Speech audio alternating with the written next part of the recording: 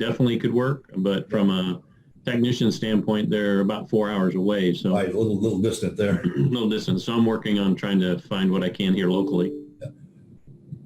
It might be just sort of an extension type of thing to his team, that you have a local, feet on the street there, and you got some air cover from them, just from a remote standpoint. Right. Yep. Okay, so let's get ourselves started here. We'll close the door. Chris is on his way back here for just a second. So I wanted to kind of just flash back here to what you guys talked about last week with Stuart, and that is kind of where do we want to stay aligned? What's kind of our focus as we walk into this assessment? And I want to make sure that we underscore this fact that we're going into this assessment to learn about a business problem and not try to solve it. So we're not even going to have a product conversation until the point in time where we're ready to deliver a proposal. But before we deliver that proposal and before we can construct it, we want to go back to trying to understand from a business level what's going on. Also recall that an assessment, we're going to be focusing on the business assessment here. We're going to bring in the technical assessment, which will be looking at aspects of the physical environment that may need to be augmented, refreshed, replaced, or put in if non-existent at all.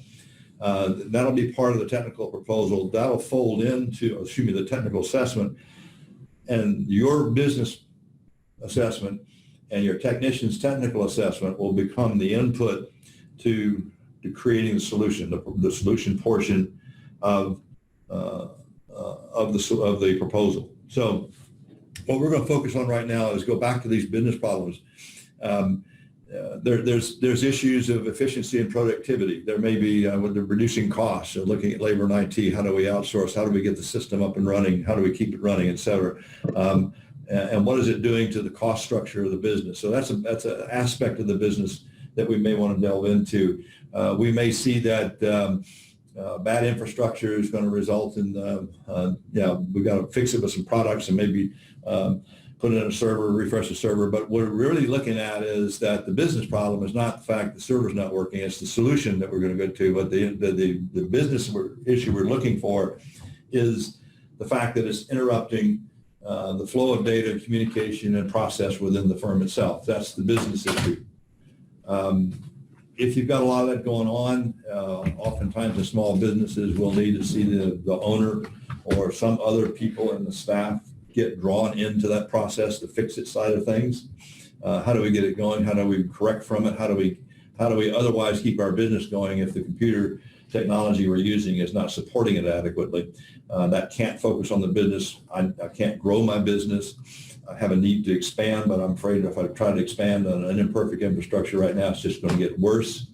I may be having issues with HIPAA from a compliance and regulatory standpoint, or I just simply do not feel comfortable with the safety of my environment with all this cyber crime going on, malware, ransomware, you name it. It's gotten worse during COVID, and it's gotten worse since we've sort of had to take a more lax picture of our security as we move workforces remotely.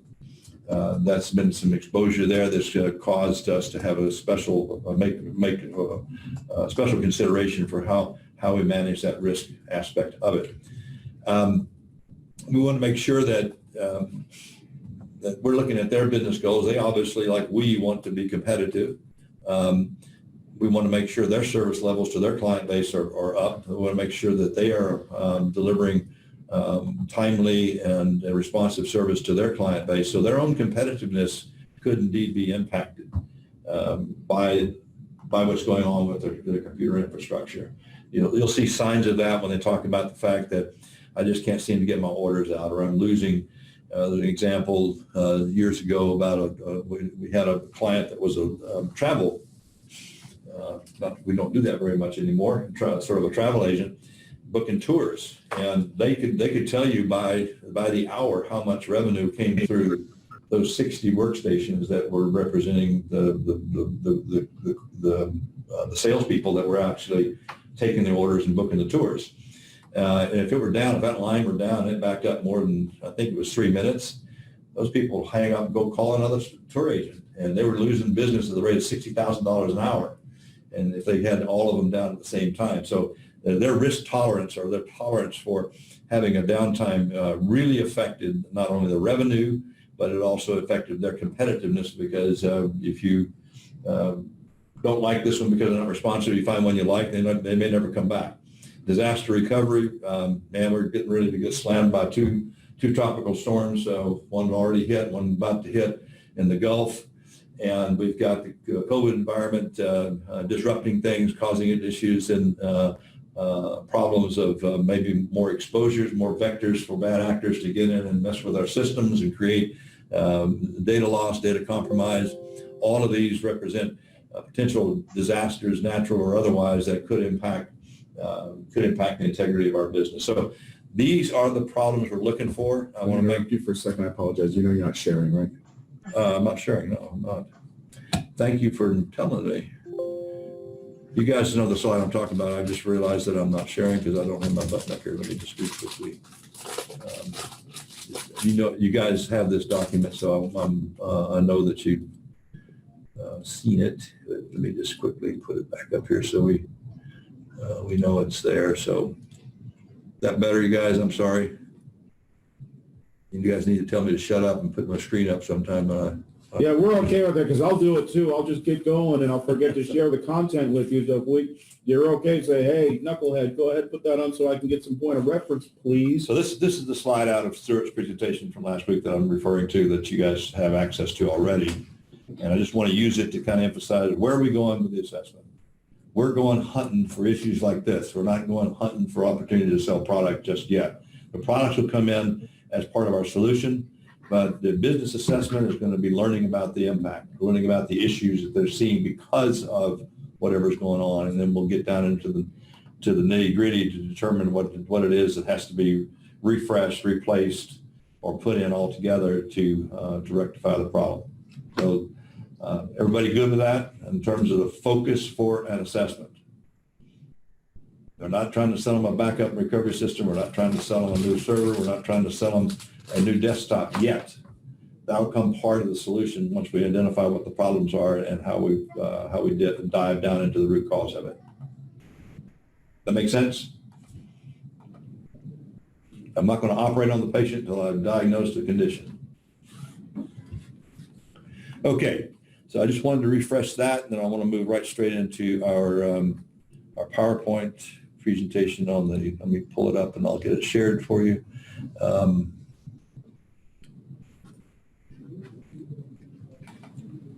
Hey, while you're waiting on Jim, pull that up, Jim. Hey, Yeah. Tan, quick question for you. When you and I talked before training, this was one of the conversations we had. So you have that big deal. Do you know the business reason why they're trying to replace that software? They were not trying to replace the software. They were working towards some certification, compliance, and they needed some help in making their system more secure. For sure. There we go. Okay, so the issue had nothing to do with the software. It had everything to do with compliance requirements, correct? That was my understanding. Yes. Perfect. That's the point I wanted to tell you on the phone that I couldn't tell you until you have the aha, right? If you go in leading with product, it limits what you see when you walk through the door. Understanding that it's a compliance issue, what are some assumptions you can make? Not product-wise, but what are some assumptions or follow-up questions? Is there any other things besides that one software that this is going to affect? What other things is it going to affect? That just widened your scope and potential beyond any conversation solely around product. So this is just one of those moments I said on day one, we like to give you the aha or the ouch moments.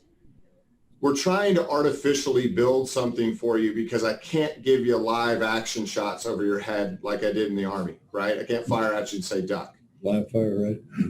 What I can tell you is there could have been a big opportunity there if you had walked in with asking the business questions before diving into the product conversation. So just as you go through the rest of this assessment process with Jim, just kind of think about that, Tan. Like, oh, wow, okay. Now I know why Rob was asking me what was the business problem, what was the issue, why are they replacing it, who is this decision maker, right? All that BANT stuff. It's hard to go and quote a price if we don't have that stuff in our hand to be able to better diagnose the products and services. So I just hope you got something from that. That wasn't a point Tan out and pick on you. Don't take it that way. It was more of, I was trying to create something here that gave you the opportunity to see what we're trying to build and why we're saying go in with the business, not the product, right? We got to understand what else it's touching. And let me build on that. I'm sorry, Chief. Let me build on a little bit more so it's not so much a pick on Dan's situation. Stanley, you're going to be in a unique situation. Maybe you got a tough nut David wants you to crack. Maybe you got a project. We just can't build inroads with this person. What of these techniques and processes would you use? You take a different approach. Jerome and Bill, you probably got things on your radar already. I mean, we hope you do because we kind of asked you. Hey, I'm starting to think in terms of how would I make this approach? I've already made an inroad, but where would I go in the process to maybe before I even get hands and wrap arms around it, that I could start thinking in terms of that. So I think there's something we could all learn from either a pre-existing, hey, I've been chasing this since before I even knew what CMIT was. Maybe there's other goals we're hoping to accomplish. Getting that mindset built in and then introducing before we even touch the word product, getting that mindset built into how you make the approach, it's kind of what we're working with right now. Does that make sense to everyone? Yes, sir. That makes a lot of sense. Gold. All right, sir. Com's yours. Go get him. All right. So business assessment and emphasis on business. Yes, we will have a technical assessment. You're going to have a tech as you do the business assessment, either during the same hour. Your tech may be roaming around, running network detective, talking to the office manager, getting a sense of what the server closet looks like, just kind of getting the lay of the land from a topographic standpoint as to what does this network look like and what are the components of it. A lot of that work is going to be done with the network detective. I'm going to show you as part of our scenario tomorrow. You're going to be able to see one, and we're going to hear from our technician as to what they see in that technical assessment that would impact what you offer up as part of a business solution, overall solution to solve these business problems. So we're going to bring those two together in the sort of in our off the stage session when we bring our team together, lay everything out on the table that we learned from the assessment, put it all together, assemble it to a solution, look at the products that are going to be supporting it, price it out, and then weave it into our investment section of our portfolio as part of the solution. That makes sense? So park that. Just remember it's going on. We're going to see the results of it tomorrow, and we're really going to focus on the business side of things here. We're going to ask some questions that kind of look like little techie questions, but it's really for us from a business perspective, like simple questions of how many of your employees actually use computers? Are they desktops or laptops? There's some implications there that we kind of need to know that, but I really don't care at this point where, what their specs are and what operating systems they run on. I will care later, but at this point in time, I'm just kind of getting a sense of what have I got to work with my infrastructure. So let's take a look at the business assessment process. We're going to try to understand at the end of this session why it's an important cog in what we do, and it's absolutely essential to writing a good proposal is to have an outstanding knock-'em-dead assessment. So if you fail here, if you don't make it here, it's going to ripple through the rest of the process, potentially losing the deal for you. So this is why it's really, really important that we focus on this from a very, very high perspective. So the outcomes of what we're going to do here is we're going to try to uncover what's going on, asking the questions about tell me what's happened, how's that impacted you, the little pain funnel questions we asked yesterday. We're going to want to understand what the decision process is, how they make their decisions.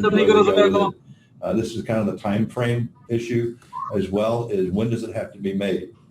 So we get the authority and the time frame information as we start talking about what the decision cycle is and how it operates. We also want to understand all of the questions we need to ask to understand their business needs, their business issues, again, at a business level. And then from that, we're going to be able to develop the content, the components, what's going to go into the proposal to establish why we're going to be here, what we're going to do, what your role's going to look like when we leave, or when we show up, and when your competition or your current provider does leave.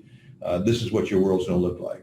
And oh, by the way, this is what's going to cost you. So we'll be building all these things together as we go through the questioning process.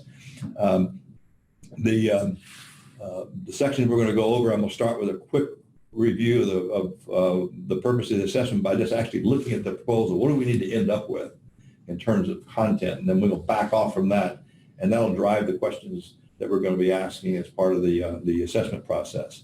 And that'll lead into why it's important to talk about the skills you need, and we'll look into wrapping it up with how do we get prepared for it, and then I'm going to give you a quick overview of what it looks like structurally. Okay? We all agreed on that? So, purpose of the assessment. We want to get through that buyer conversation, one-on-one conversation, qualify, and then determine at that point, do we have a qualified prospect here? If we do, then our next goal is to get to the assessment, to get to that deep dive and start going down those sets of questions that will give us the information we need to develop our solution. The purpose of the business assessment really is just get deeper into the prospect's business, uncover that pain, understand what the impact is on the business as well as on the person itself. I'm sorry about this font issue here. I don't know what happened in this translation here, but hopefully you can read it. And then to quantify whatever we can. We can't quantify all pain. You can't quantify not seeing my kid's baseball game. I can't quantify missing dinner with my family, but I certainly can quantify the impact on 5 employees who can't get their job done when the computer's down for 4 hours. So we need to be able to look for those kinds of things that we can put a dollar figure to, or that we can at least identify as an issue that's causing frustration, even if you can't put a dollar figure on it. The other parts of it is we want to understand the budget side of things. What is the budget? What are they really able to pay? And finally, we want to look at what the decision process is, as we mentioned. So those are the main sections of the outcomes of the business assessment.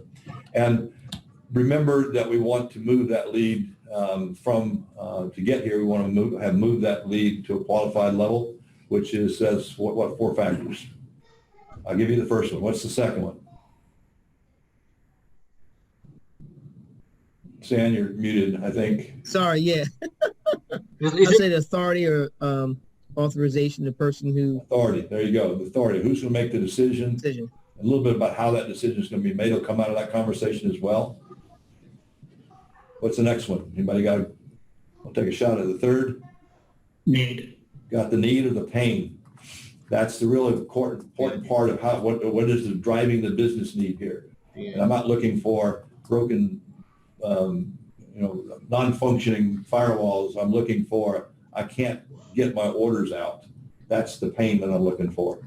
That's ultimately we're going to find out that may be part of the cause of it, but that's not what I'm looking for at this level of discussion. And the last one is what? Timeline. Timeline is going to include budget in a sense, the decision process, because that's going to tell us when the decision needs to be made. So that will reveal something about the decision process as well. So some of these things will have some crossovers. You just need to recognize where those crossovers are and be able to work through them. Okay. The absolute reason why it's important to do a thorough business assessment is so we really understand what technology is doing to the business. We want to see that in terms of the business need, and ultimately understand that the technology is a factor in the root cause, and we'll get the solution of that as part of our proposal when we build out the solution with our products and services. We want to be able to quantify those issues that we can. We want to be able to understand the intangible impact on the business and on the owners and on the people, the morale, the lost time with friends and family, or whatever it may manifest itself as. There's going to be intangibles that you want to pull out of the process as well. And we want to establish what is the foundation of us saying we have a compelling value. Your business is going to run better. You're going to get more value out of it. Yes, it's going to have cost associated with it, but our goal here in the proposal stage is to show that we have a compelling value proposition. Your world's going to look a lot better when we show up than it is right now. Going back to what Doug May said as I told you yesterday, your system, your business is going better with us than without us. That's a pretty broad stuff, pretty bold statement, but he does it. And that's kind of the goal. What kind of skills do we need? What did we talk about earlier this week about skill sets? What's the one big skill that's one of the most important aspects of doing a good assessment interview? Listening. Listening. Absolutely. Be a good listener. That's probably the first and foremost ask I have of you is, you remember my ratio, 10%, 90%? 10% listening or talking from your standpoint, 90% listening. You want to ask questions, You're not offering solutions, you're not offering opinion here, you're just trying to get answers to important questions that will help you craft your solution and establish your compelling value proposition. Second part of that is being adaptive, being able to, from that DISC perspective we talked about yesterday, understand, tune in, and get into the same wavelength as the person across the table from you. You can do that through your tonality. You can do that through your mannerisms and body language. You can do that with your pace of speech. There's a lot of ways you can adapt to the communication style of that person sitting across the table from you. This makes them more comfortable, which makes them more trustworthy, or trusting of you, you more trustworthy, they trusting of you. And then the third thing we want to make is get across is to be able to understand what is the pattern and the methodology, the technique of asking really good questions that don't get annoying and they just don't appear to be random. They're there for a purpose. Active listening is a way to sometimes ask questions in terms of clarification or elaboration in terms of what they're telling you in answer to your questions. Using cascading or what we call Socratic questioning can help bring out some of the more details that you need without being offensive about it.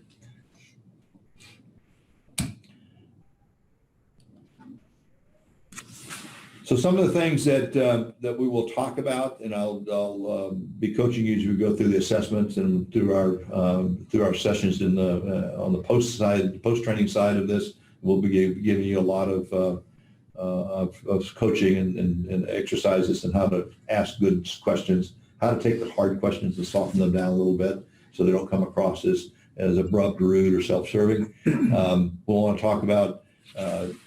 This is not the place to sell what you got. This is the place to listen. We're not offering a solution.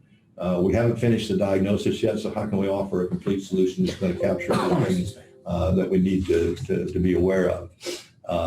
The other part of that too is that we want to make sure that everything we do is not putting the prospect in an uncomfortable position.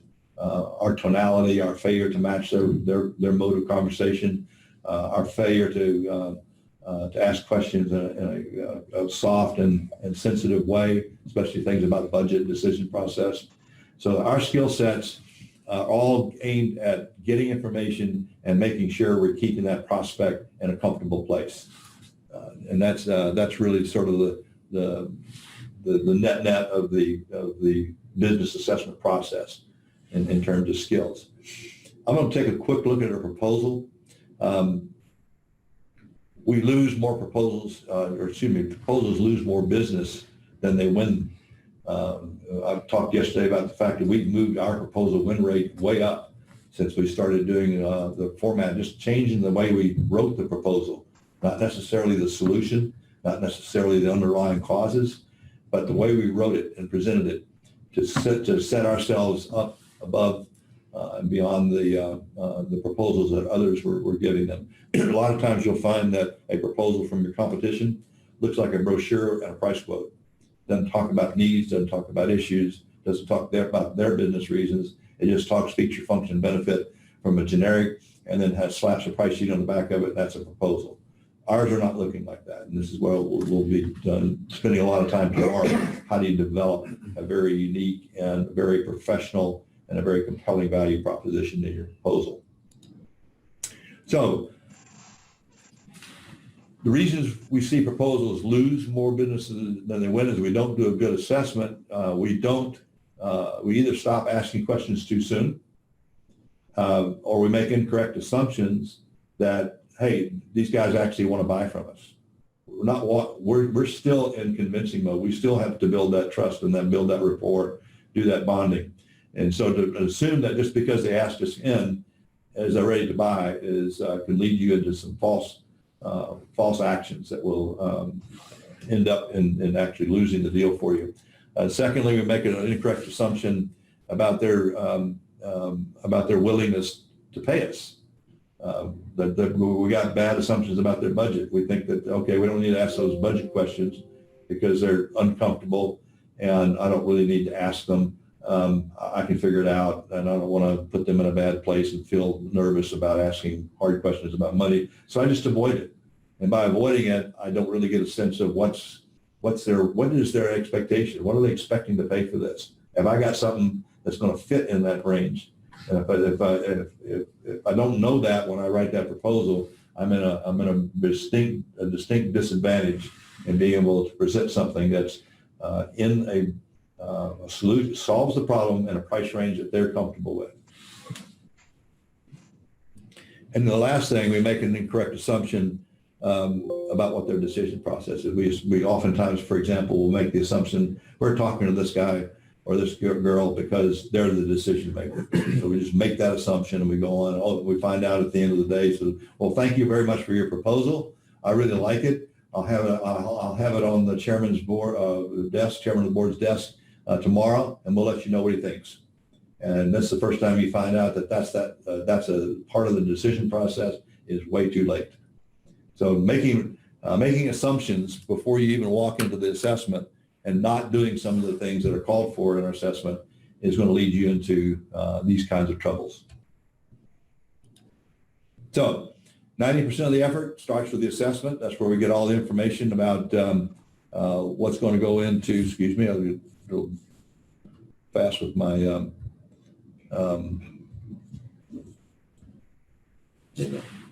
keys here. 90% of that effort happens at the assessment time. The proposal is a product of how well you do your assessment, pure and simple. Bad assessment is garbage in, garbage out. That old clause applies very much here.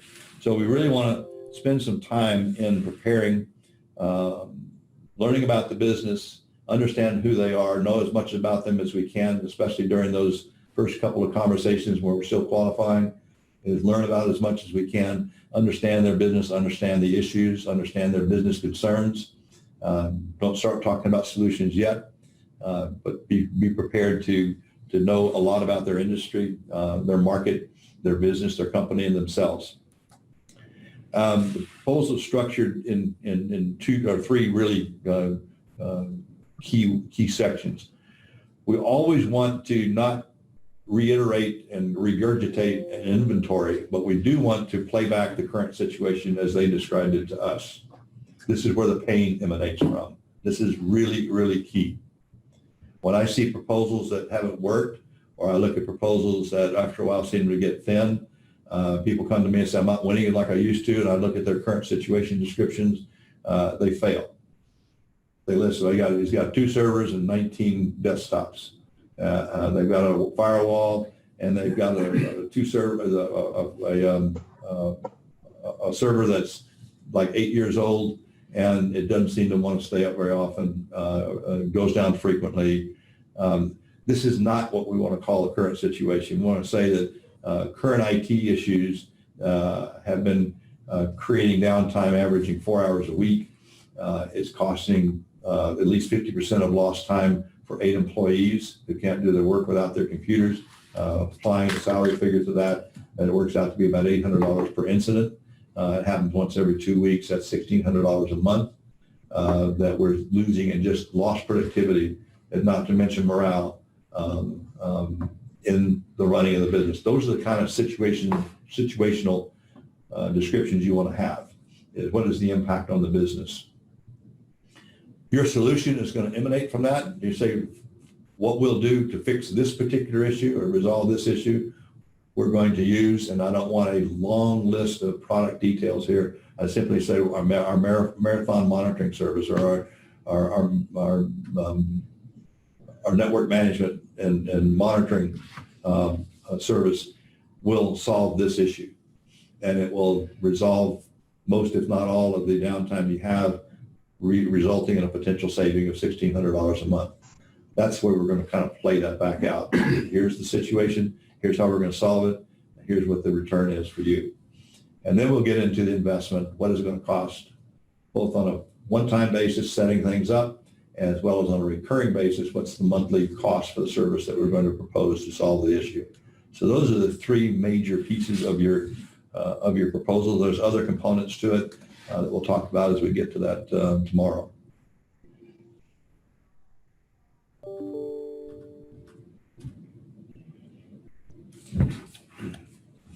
The finish on the proposal is really your close, your wrap up, a little story about yourself, and then we close out with the next step. Usually the next step in a proposal stage would be to sign the order.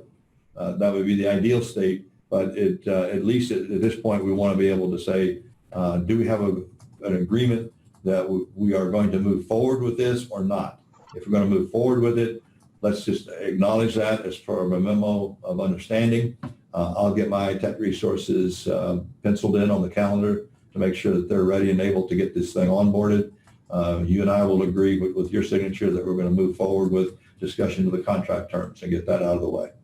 So that's kind of the two wrap-up pieces of the main proposal that we'll be involved with. Any questions about the proposal? I just wanted to give you sort of a quick look at it so we know what we're trying to get to and why it's important for us to do the business and technical assessments in a thorough way so we have all the pieces we need to fill us all out.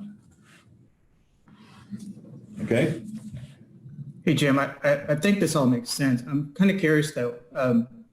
So what is the lipstick thing on Ben Franklin?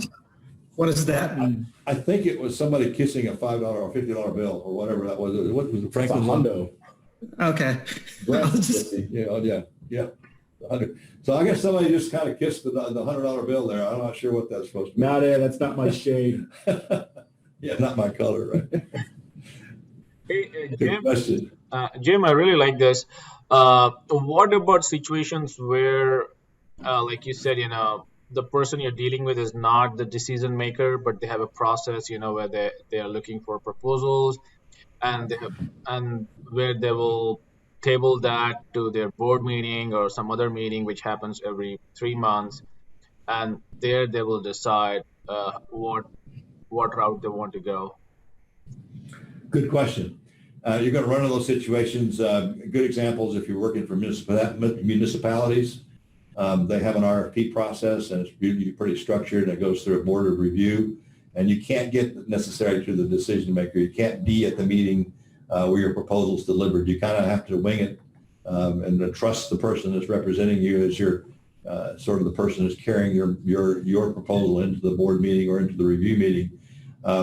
That's just a choice you may have to make up front. You just got to know what the process is. That's why we asked the question. If you want to push it a little bit, is there any? You could ask the question, or is there any way I could be in the meeting when they present, when they discuss my proposal? I certainly could help with questions. It might be take a load off of you. I don't want to put you on the spot with questions that you're not going to be fully versed in. I can certainly help by being there if you want me to, and if it's a process that they're acceptable to. And you can ask that question. You'll likely get a no, and you'll just, again, if you choose to go that process, you make that choice up front and be aware of its existence and just live with it. Ask if you can help in any way.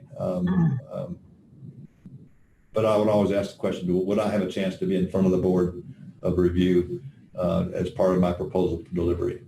And if they say no, then I don't have a good response to that, retort to that.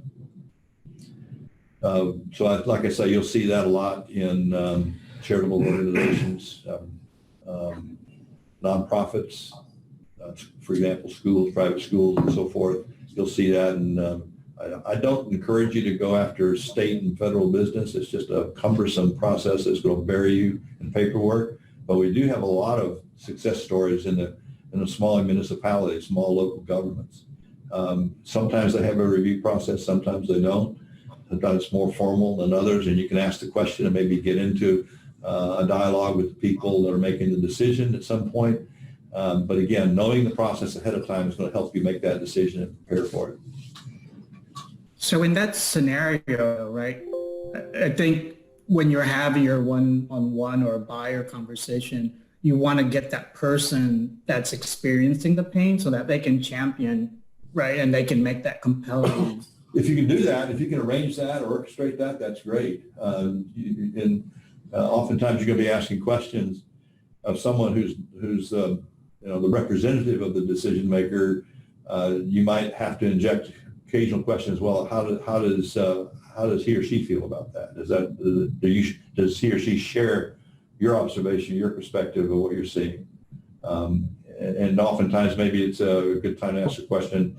Well, I don't know. Well, would it be appropriate for us just to have a side meeting at some point so I can get some more direct information that will help us write the proposal? Again, you're just going to have to ask the question. Be brave 10 seconds at a time. Stick your neck out there. The worst that can happen is they'll say no. But you don't want to be obnoxious about it either and keep pestering them about it. But you can take a shot at it and see what happens. And what about clients who already have the IT department, maybe one or two folks, and they kind of do things themselves? They're not looking for managed service. They're just looking for some help with the projects. How are you? Well, if it's a project opportunity, take it. An opportunity to get your foot in the door and do something for them is a step in the right direction. Down the road, they may be replacing, or maybe those two guys quit, and they need immediate outsourcing of an IT resource to come in and pick up the pieces.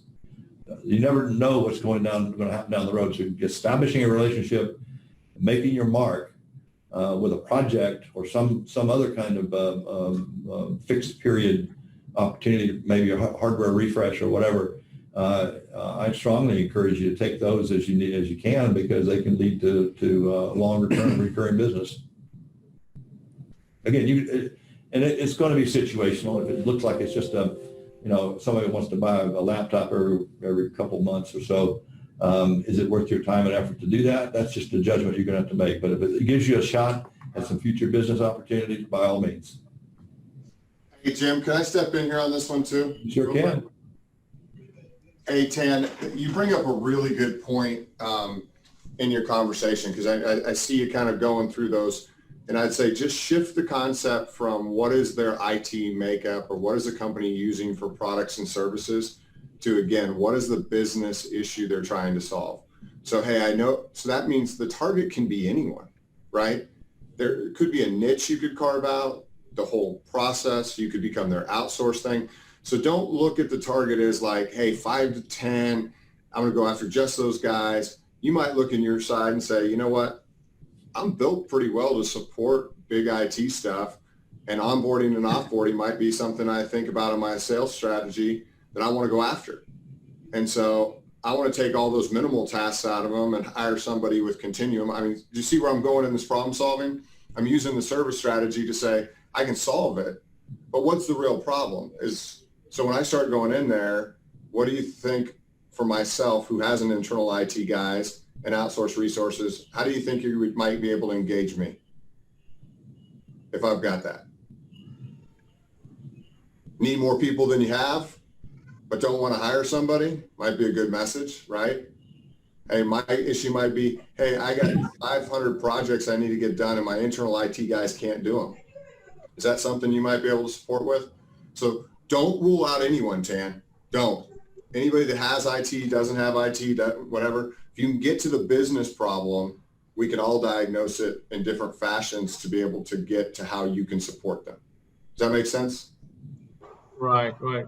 Yeah, that's why I'm asking these questions, just to have some understanding. Hey, I love the questions. These are all really good questions. And this is where stuff starts to come out. Ask that stuff away. I just say, we call this chunking up and chunking down from a learning concept. Every time you want to go to product, take yourself back up to business solution and say, okay, good. I can figure out what they're looking for, or I can't. It's just a good way to keep you from digging into where we all want to go, right? Hey, I can build a network for you, put access points, do all this kind of stuff. And that's not what they're asking for. It's just what they're saying. Bill said it the other day. They're all liars, right, Bill? So they're asking for backup, but really they need to get regulatory guidance or something done on the back end. That's what we want to connect with. So thanks for the question, Tan. That was a great one. No, thank you. Yeah, Thank you. And I'd like to add something to that, right? I worked for one of my previous employers. They were a small business, a software development company. And I interacted with the IT department, and they had a lot of problems, right? They had all these projects, but then they were struggling with help desk. So now you see those needs there where it's like, okay, do they need more people? Do they need more processes? Do they need, more systems? I saw a lot of opportunities there for someone like CMIT, like us, to be able to step in and take care of some of that stuff. And on top of that, I noticed that, they had these folks the techs that would work, but they didn't have the experience and the skill sets to be able to deliver the projects as well. Hey, Jerome, thank you for that, because I mean that's key, right? So if I were to connect with Roger on you need more help desk people, he would tell me get lost, right? If I said, hey, I know a way to make it more efficient and save you some money in doing it, and that's what he's telling me he wants to do, now I can start to get into a different conversation. So that's what we're really trying to coach you guys here towards, is get out of the product, get out of the words and sayings, and get up into connecting with people at the business level. So appreciate it. Yeah, good questions, guys. Thanks for that ad, Jerome. I like that. Another thing there, Tan, just to tag on that, let's just say you put 50 users on a $100 a month plan, and that's providing 24 hours, the support, patching, all that stuff that a technician would normally spend hours and hours trying to do, right? Trying to get through all that. Does that reduce headcount, right? At 60 grand a year, as opposed to hiring a technician at 60 to 80 plus benefits and all that kind of stuff. So there's tons of cost savings to continue to look at in that thing. And one of the things I'm finding is, there's a university that I went to that's just miles from here. And that's really my plan, is to go in there and sit down with their guys and say, hey, can I help you be better without spending a lot more money? And a lot of people are like, at this point, hey, I'm ready to trim some costs. So it's tough sometimes to be in that world of going, hey, cut headcount. But sometimes that's the smart thing to do for the long-term viability of the operation. So looking at those business strategies versus just, here's the product I've got. It's really a cost savings in a lot of cases for a 50-seat business to come in and bring us in to do all that stuff, and it's done behind the scenes, and they get help desk support. Yeah. Yeah, a good point. Augmentation of a existing IT department can be a very, very good lead-in to helping people reduce costs, improve efficiency, improve productivity, reduce future hires. There's all sorts of ways to look at it. And we can help in a lot of ways. Okay, getting prepped for a business assessment meeting. The thing I want you to do is, for sure, when you set the meeting for the assessment, set up and pencil in, if you want to call it that, the meeting for the proposal. We unfortunately will see people go drive toward an assessment and never get to a point of kind of setting up what the proposal presentation is going to look like, or even scheduling it. And they get ready. It's okay, well, they get through the assessment and they say, well, what time next week would you like for me to come in and deliver the proposal? And they'll get just mail it to me. I'll put it on my desk. We're going to review them over the next 3 weeks and see which one we like the best. This is a symptom or a result of failing to understand the decision process, number one. Number two, you set yourself up by not saying, if I'm coming in to do an assessment and spend the time to help you understand how we can resolve the current situation that you're looking at, it's important that I be able to be there to deliver it to you so I can answer questions then and there. And if there's any issues, we resolve them at that point. If they won't agree to that, you have to raise your suspicion here that they're price shopping you. They're looking for 3 quotes because their boss told them to, or something of that nature. You really want to, number one, understand the decision process, how and why it's going to be made, how you're going to be selected. And when you set up the assessment thinking they're qualified, and if you haven't established a commitment to hear out the proposal, then you've got to question, is this a real opportunity for me? Make sense? So before the assessment meeting, you're going to take a lot of notes that you've taken in conversations, in phone calls, in notes that you've looked up in your research for the industry, for the market, for the client, the company, and get those gathered together and make sure you understand what all of the things that we've talked about so far are. This would cover all the BANT issues. It would cover all the industry concerns that you've had. You should have a good understanding of what some of the major top-level issues are, and you're ready and prepared to dig deep. Get on their website, make sure you do a thorough re-review of that. Be familiar with their product solution, the way they communicate to their world, how they describe their services, what their value proposition is, anything and everything about how that company does business will show up generally in their website if it's a reasonably good website.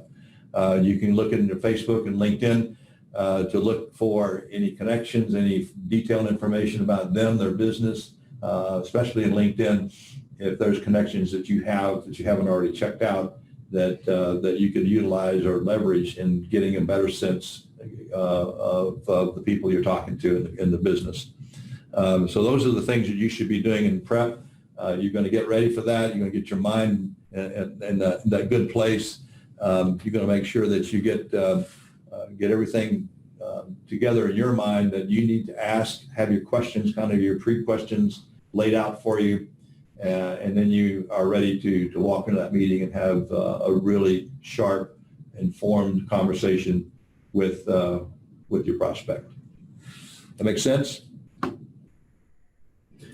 Let's go ahead and hold them here. Yep, we can hold them here. All right, top of the hour. So let's take our lunch break. We'll reconvene promptly at noon Central, 1 o'clock Eastern. Any questions before we turn you loose here for an hour that I can answer? If not, we'll catch them when you get back. Hey, Jim. Yes, sir. Just on that last part, that contact, why would you ask for an intro if you've already met with the prospect, right, and you're going into the assessment? It depends on who's in the meeting. You certainly would have asked for an introduction to the person you probably talked to in that one-on-one, but there's other people in the meeting. You may not have met yet. You may want to get some background information, some backdoor information on them from people that you know that know them. You may just want to know more about the person's character that you're talking to. Maybe somebody who's a good friend of theirs that you know that you play golf with, and you just kind of want to know what's he like when he's not in a coat and tie. What's he like outside the business? What kind of things does he do as a hobby? There might be some general information you'd like to know that you can leverage if you've got contacts that you can make through LinkedIn. There's lots of ways. It's just get to know people in every way you can. Okay. Don't be sneaky about it. Don't let people think you're stalking them or Don't be a lurker. researching them. But No lurking. no lurking, no stalking. Don't follow them home at night. That's precedent. We don't want to be there. Okay, guys. Does that answer the question, Jerome?